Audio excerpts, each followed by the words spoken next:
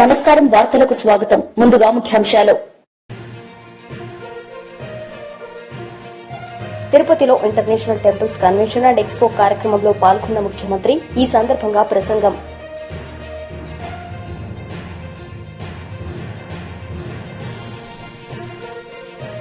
ఘనంగా కేసీఆర్ పుట్టినరోజు సంబరాల్లో పాల్గొన్న కేటీఆర్, హరీష్ రావు. తిరుపతిలో international temples convention and expo కార్యక్రమంలో పాల్గొన్న ముఖ్యమంత్రి నారా చంద్రబాబు నాయుడు ఈ సందర్భంగా ఆయన ప్రసంగించారు.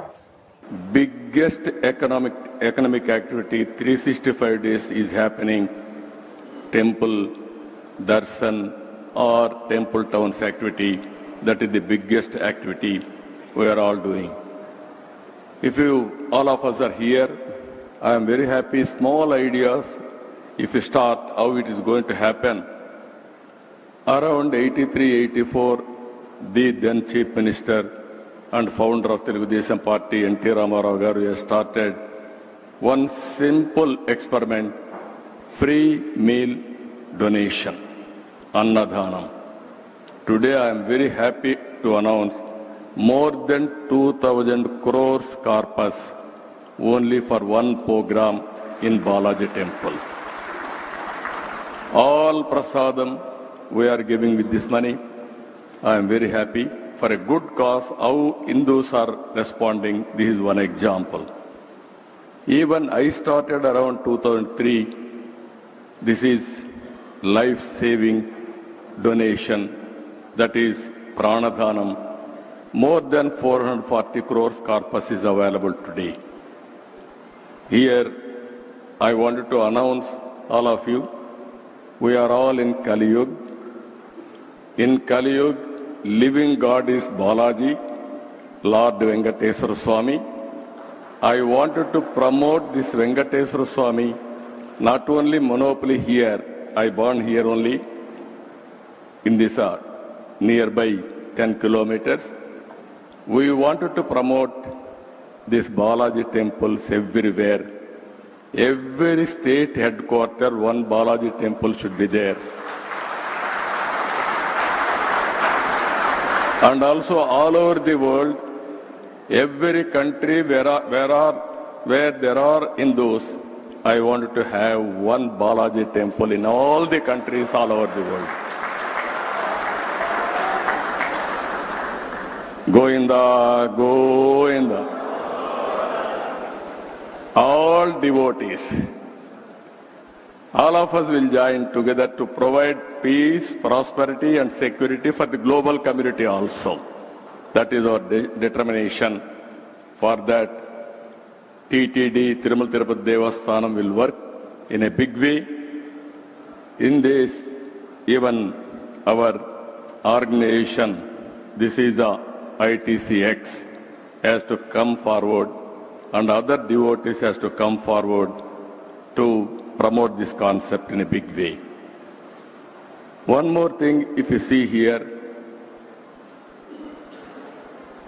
long back, wherever there is a temple, devotees are donating money. Naturally, in that city or town, so much of social activity, education, health, and also so many things in and around, in the name of God, people are donating, all these activities are going on. Today is a auspicious day. I want to promote one concept. After economic reforms, India is very strong today. I don't have any doubt. Country is having very good advantage, right time, right leader for the nation, that is Narendra Modi ji.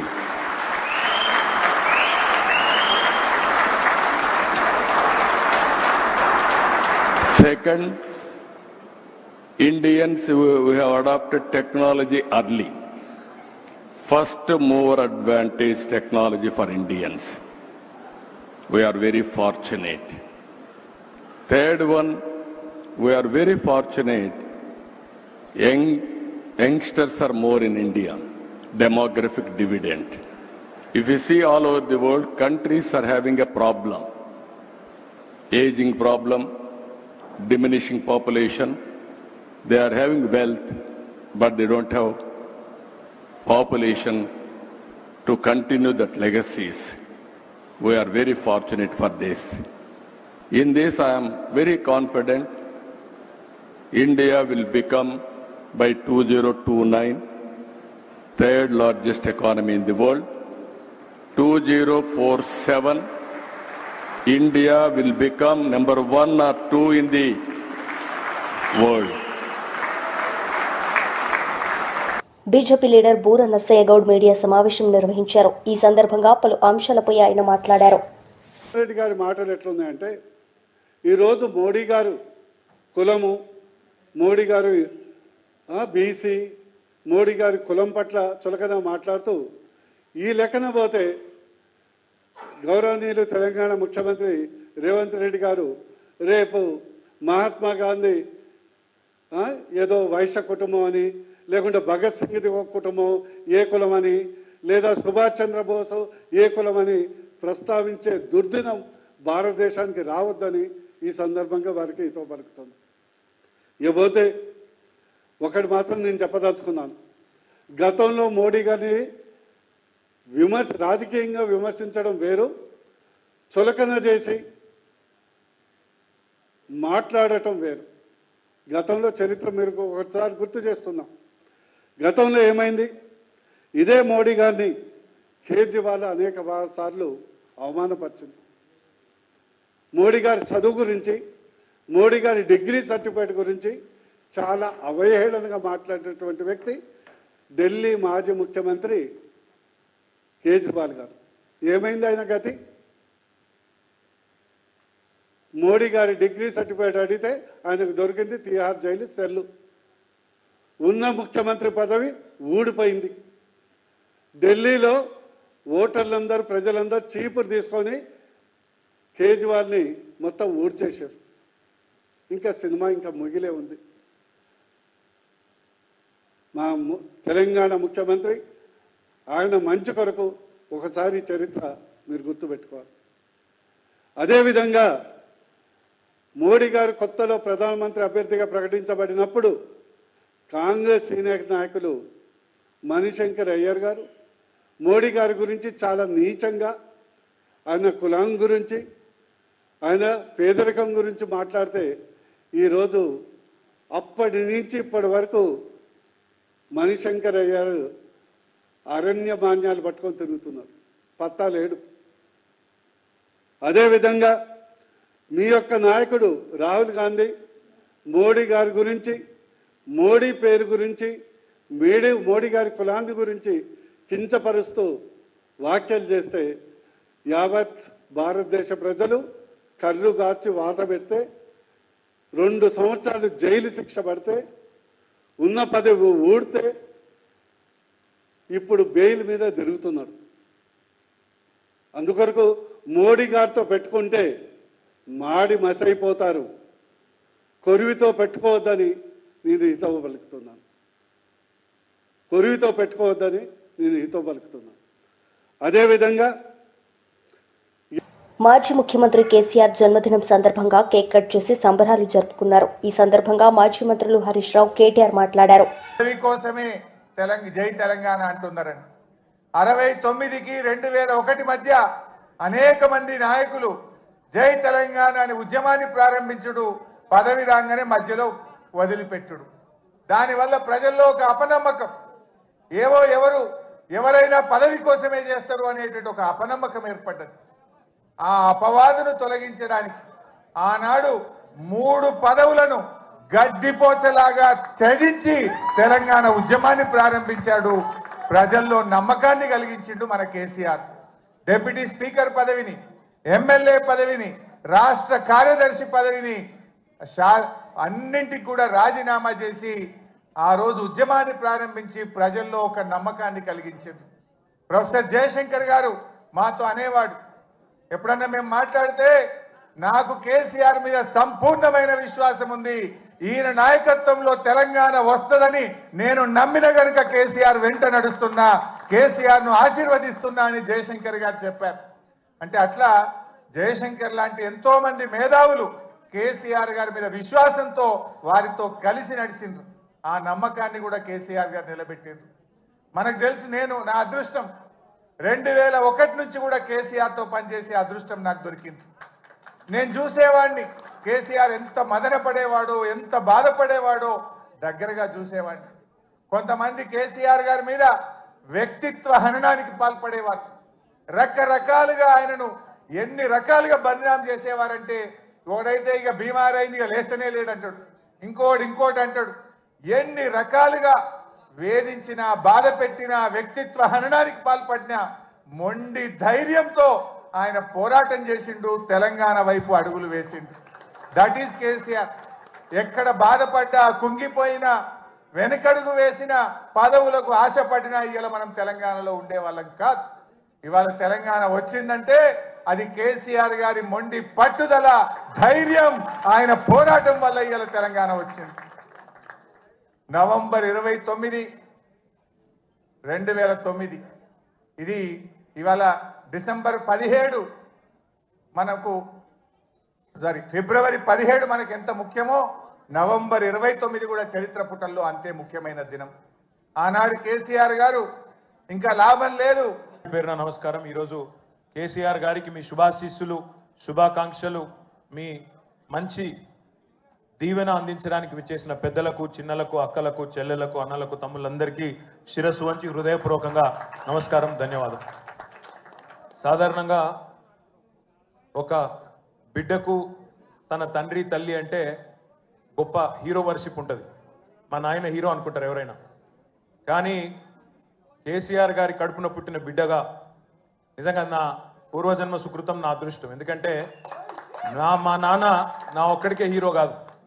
మా నాన్న మొత్తం తెలంగాణ జాతికి hero, 4 కోట్ల తెలంగాణ ప్రజలకు hero.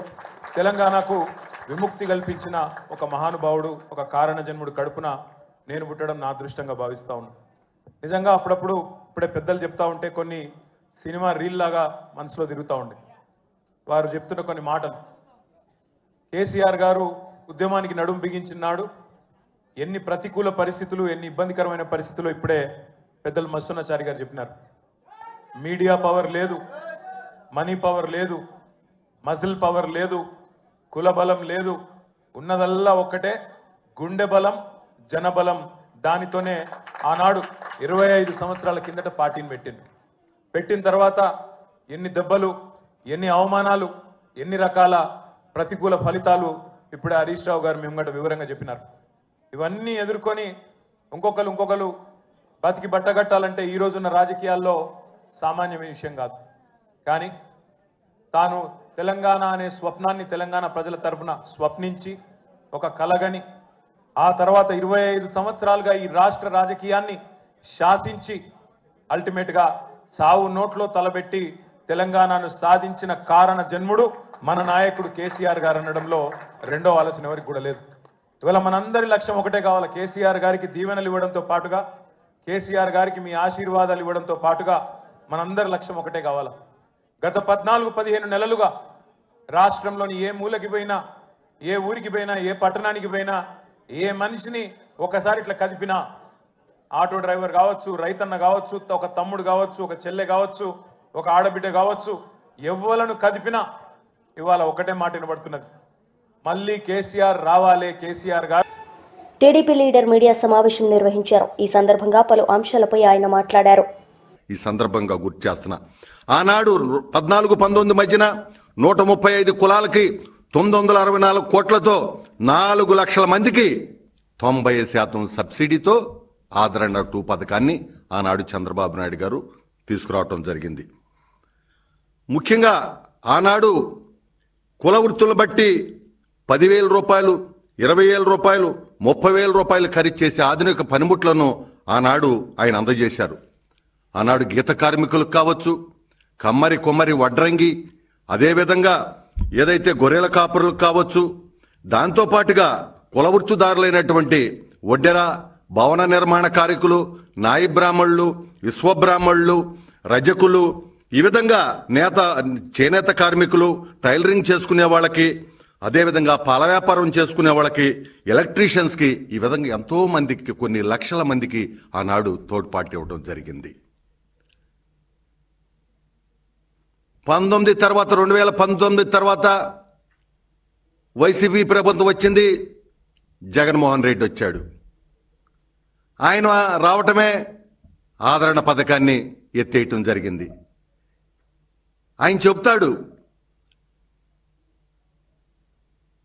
నేనున్నాను, బీసీలను ఆదుకుంటాను అని చెప్తాడు. ఏం చేశాడు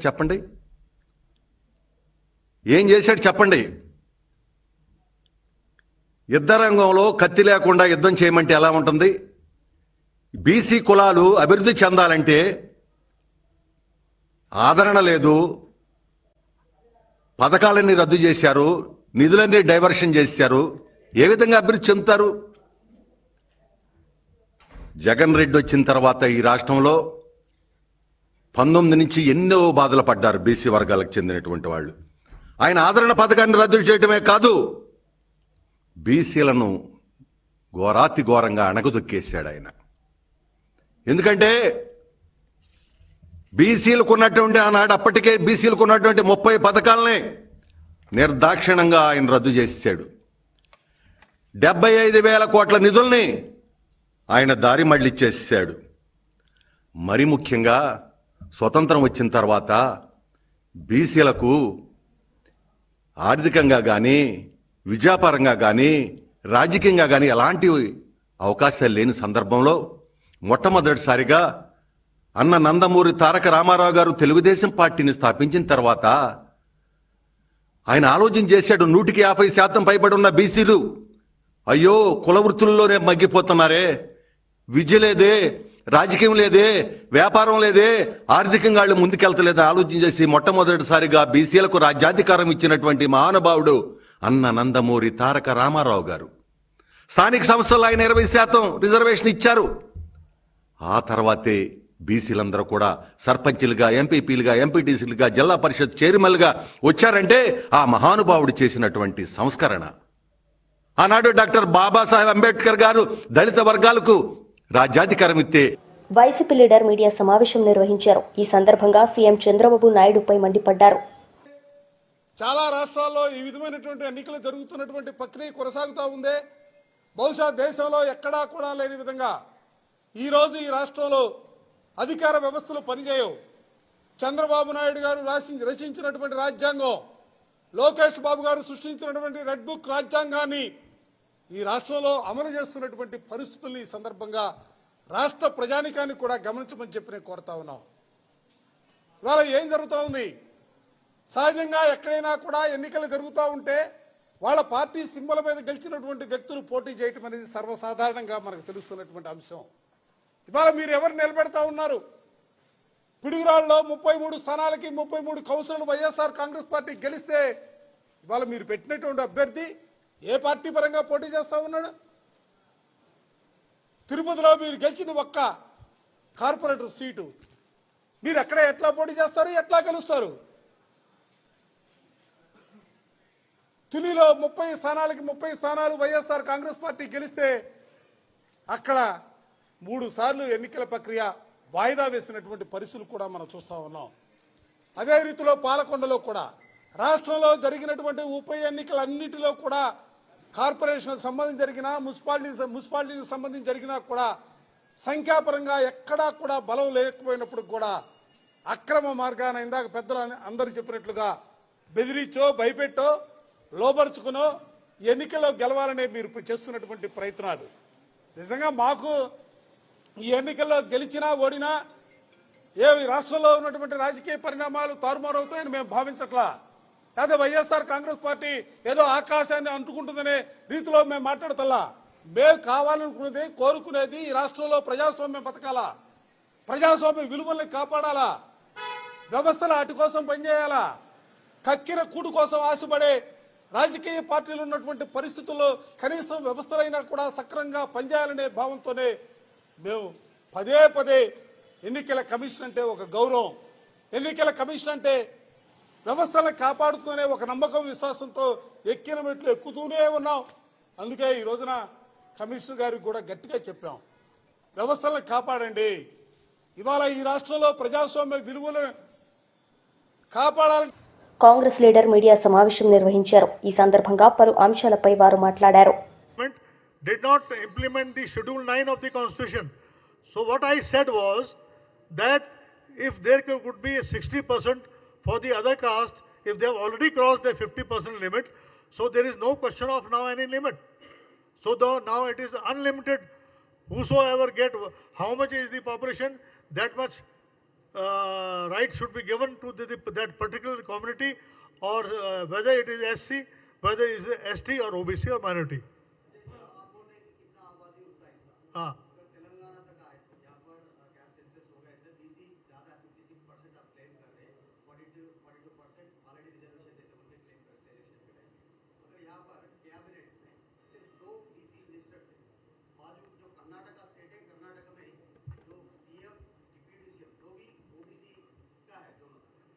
who is Mahesh God? Who is Mahesh God and who is Shrikant God? He is a backward. Hey, listen to me. We are వచ్చే క్యాబినెట్లో బీసీలకి రిప్రజెంటేషన్ ఉంటుంది. తెలంగాణలో మా కమిట్మెంట్ ఫుల్ఫిల్ చేసినట్టు రాహుల్ గాంధీ గారి ఆశయం మేరకు ఈ దేశంలో బీజేపీ ప్రభుత్వాలు చాలా చోట్ల ఉన్నాయి. వారు ఎక్కడ చేయట్లేదు. ఇప్పుడు చేయకుండా బీసీల గురించి మాట్లాడుతూ ఉన్నారు. మా కమిట్మెంట్ ఉంది కాబట్టి ఇక్కడ రేవంత్ రెడ్డి గారి ప్రభుత్వము కాస్ట్ సెన్సస్ చేసాము. చేయడమే కాకుండా మేము ఎన్నికల ముందు ఇచ్చిన కమిట్మెంట్ 42% చట్టబద్ధ ఇవ్వబోతా ఉన్నాం. It's not a small thing, ఆషామాషి కాదు. మేము ఇప్పుడు బీజేపీ గారిని బీఆర్ఎస్ వాళ్ళని అడుగుతున్నాం. మాకు చిత్తశుద్ధి మేము చేస్తూ ఉన్నాము. మీరు 10 ఏళ్ళు బీఆర్ఎస్ చేయలేదు. ఇలా బీజేపీకి అవకాశం ఉంది, కేంద్రంలో అధికారంలో ఉంది. మేము కాస్ట్ సెన్సస్ చేస్తాము. పెద్దలు చెప్పినట్టుగా 9th షెడ్యూల్లో చేర్చి ఈ రిజర్వేషన్ సుప్రీంకోర్టు సీలింగ్ని అధిగమించి మీరు మీ చిత్తశుద్ధి చాటుకోవాలి. ఇవాళ బండి సంజయ్ గారికి నేను వీతో పక్కుతాను. ఓబీసీ బిడ్డగా మీరు కేంద్రంలో మంత్రిగా ఉన్నారు. మేము YSRCP leader MLA cos Mahesh Reddy media సమావేశం నిర్వహించారు. ఈ సందర్భంగా పలు అంశాలపై ఆయన మాట్లాడారు. కౌన్సిలర్స్ మీద దాడులు చేసి పోలీసుల చేత కిడ్నాప్ చేయించి చివరికి ఎంత దారుణం అంటే నిన్న పాపం ఒక ముస్లిం కౌన్సిలర్ తన సొంత డబ్బుతో ఇళ్లు కట్టుకుంటుంటే ఆ ఇళ్లను కూడా కూల్చేశారు. నిన్న ఆ వీడియో అంతా వైరల్ అయింది, అందరు చూశారు. దానివల్ల మిగతా వాళ్ళు భయపడతారు. అంతా సన్నకారు పాపం, ఎస్సీలు, బీసీలు, మైనారిటీలు, వాళ్ళకు ఉండేదే అంతంత మాత్రం ఇళ్ళు ఉంటాయి.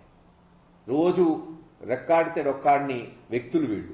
కూలి మీద ఆధారపడి వాళ్ళు కూడా ఈరోజు కౌన్సిలర్లుగా ఉన్నారు. వాళ్ళని బెదిరించి వాళ్ళేంటి స్వయానా చైర్మన్, అక్కడ చైర్మన్ సుబ్బారావు గారినే నీ ఫ్యాక్టరీకి తాళం వేస్తాం, నువ్వు రాకపోతే నీ బిల్లులు ఆపుతాం, లేకపోతే మీ మీద కేసులు పెడతాం, ఇలా బెదిరించి లాక్కొని ఈరోజు ఒక వైస్ చైర్మన్ ఎన్నిక గెలుచుకున్నారు. పిడుగురాళ్ళు లేదు ఇంకో దగ్గర పోస్ట్పోన్ అవ్వచ్చు, లేదు మొన్న దాదాపు 8-9 మున్సిపాలిటీలో. అవసరమా ఇది? దీన్ని బట్టే తెలుస్తుంది ఎంత దిగజారిపోయినాయి రాజకీయాలు. ఎంత దూరం అన్నా తెలుగుదేశం వాళ్ళు మెషినరీని, పోలీసుల్ని, లేదు అధికారులను వాడుకొని భయభ్రాంతులను చేసి ఇది ఈరోజు నేను ఇందాక అన్నట్టు ఇప్పుడు వెంటనే ప్రభుత్వాలు మారిపోవు, కానీ ప్రజలు గమనిస్తున్నారు. ప్రజాస్వామ్యానికే ఆపద తీసుకొస్తుంది ఈ తెలుగుదేశం ప్రభుత్వం. అక్కడే కాదు, నిన్న మీరు దెందులూరు చూస్తే అక్కడ చింతమనేని ప్రభాకర్ గారు ఎంత బూతులు తిట్టి మళ్ళీ కేసులు మళ్ళీ అబ్బాయి చౌదరి మీద. ఇవన్నీ కూడా ఒక తార్కాణం ఎలా ఈ ప్రభుత్వం దిగజారిపోతుంది. చెయ్యాల్సిన పనులు, ఇచ్చిన హామీలు నిలబెట్టుకోకుండా ప్రజలు నిలదీస్తారనే భయంతో పక్కదారి పట్టడానికి ఈరోజు ఈ గొడవలు. ఏది ఏమైనా జగన్మోహన్ రెడ్డి గారి నాయకత్వంలో ప్రజాస్వామ్య పద్ధతిలోనే మేము ముందుకు పోతాం. తప్పకుండా ప్రజల వద్దకు పోయి ఎండగడతాం. ఎక్కడా జంకేది లేదు. ఈరోజు ఏదో భయభ్రాంతులు చేసి బెదిరించి, లేదు డబ్బులు ఇచ్చి 2-3 లక్షలు ఓ కొంతమంది కౌన్సిలర్స్ లాక్కున్నంత మాత్రాన వైఎస్ఆర్సీపీ ఎక్కడా బెదర్దు, క్యాడర్ కిందకు పోయేది లేదు. జగన్మోహన్ రెడ్డి గారి బొమ్మతో ఈరోజు ఆ కౌన్సిలర్ని గతంలో సృష్టించాం. ఇటువంటి వాళ్ళని ఒక 100 మందిని సృష్టించే దమ్ము, ధైర్యం జగన్మోహన్ రెడ్డి గారికి ఉంది, ఈ పార్టీకి ఉంది.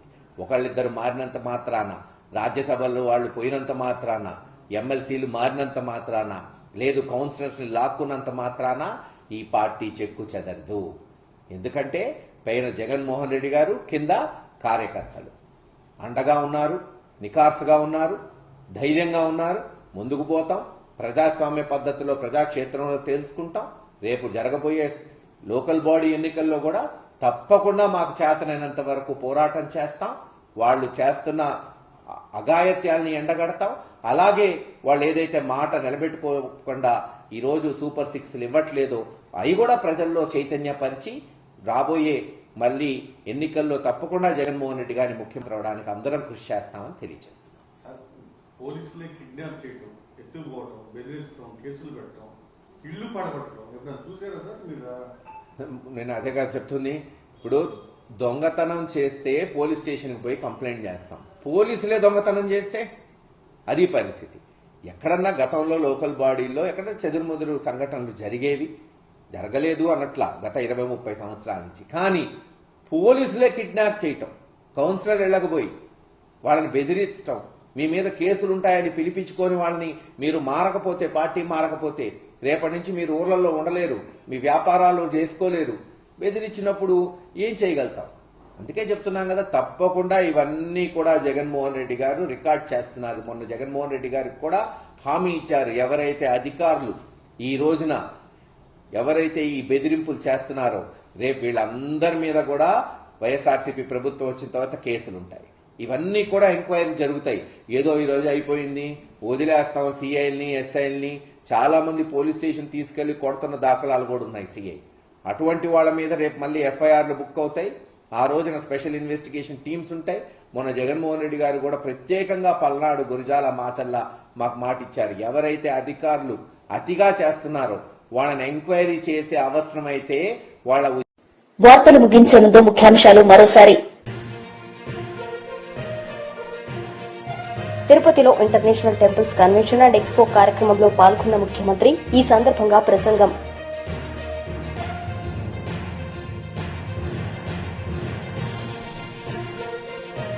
ఘనంగా కేసీఆర్ పుట్టినరోజు సంబరాల్లో పాల్గొన్న కేటీఆర్, హరీష్ రావు. ఈ వార్తలు ఇంతటితో సమాప్తం. తిరిగి ప్రసారమయ్యే వార్తల్లో మళ్లీ కలుద్దాం. అంతవరకు సెలవు. నమస్తే.